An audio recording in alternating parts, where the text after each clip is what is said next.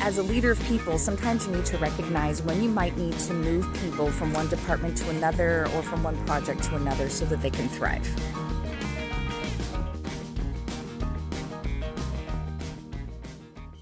Hey everybody, welcome to the garden. Today I'm checking out some of the placement of these plants, and I'm recognizing that some of them are crowding other plants and none of them are going to thrive and do as good of a job as I want them to do. So let me show you what's going on here.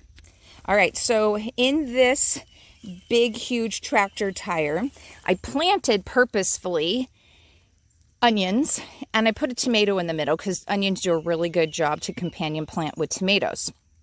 But what I realized is that this tomato plant that I put in here is a bush variety. And I forgot that this kind is not going to grow as high. You can see I've got the tomato cage here with the anticipation of it growing higher.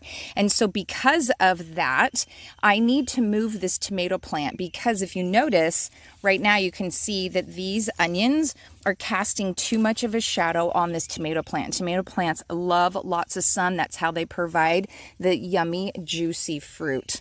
Like this beautiful little cherry tomato right here, okay?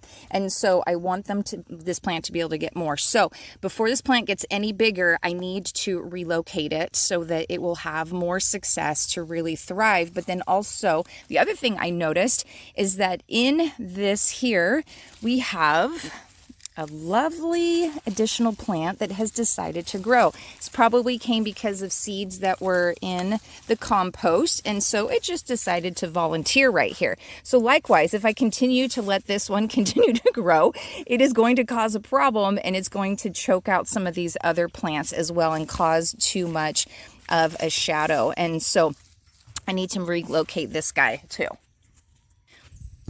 Okay, so I wanted to show you something here. So this particular plant right here has these little tendrils, okay? And what it's doing is it's wrapping itself around one of the onion stems. So the problem is that this is going to kill off that onion and that onion's not going to be able to grow.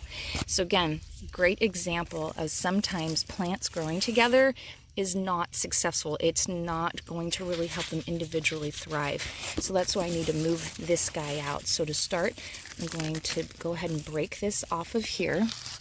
I'm going to move that onion out of the way.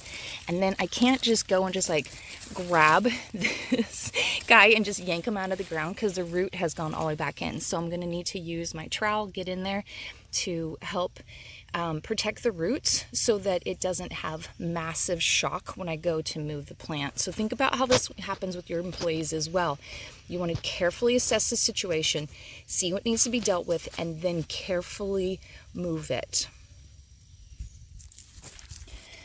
All right, well, I just pulled this plant out of there, okay, and I've got the roots and stuff here. I'm going to go relocate it over here to this planter box because it has a trellis, and I think it's going to be a lot better option for this plant. I'm pretty sure this is a cucumber. It looks like a cucumber. So I want to talk with what this means for you as a leader is that instead of just like ripping somebody out of a team and just plopping them down somewhere else, really stop and think about what's a really optimal spot for them to go into. And then help to set it up so that it has the most success, right? So you want to put that employee in a good optimal spot. You want to make sure you clear things out. Like right now I'm actually going through here and I'm clearing out any weeds so that this cucumber plant will not have to worry about getting choked out by weeds. But then also, as I'm helping the cucumber to work its way up on this trellis so that way it can produce more cucumbers in the long run, you want to think about how for your employees, like what kind of support structure do they need? Like maybe if they're going to a new department, maybe they need a mentor in that department. Maybe they need somebody that's not you specifically to help them to have success, right? Like I'm specifically not going to be helping this cucumber grow. I'm not going to be its trellis, but I've given it that trellis so that it can have success. So likewise for you, like what is it that they need? What kind of training do they need? Do they need a mentor? Do they need some time to thrive? Maybe they need a little extra love and support, right? Like with this cucumber, I'm going to need to give a little extra water today because it's going to be a little bit shocked. I just ripped it out of the ground where it was before. Well, I didn't rip it out, but you know what I mean? I've moved it. And so it's going to need a little bit of extra love so it can help to grow and to really thrive. So think about what you can do for yourself that I can have success as a leader, right?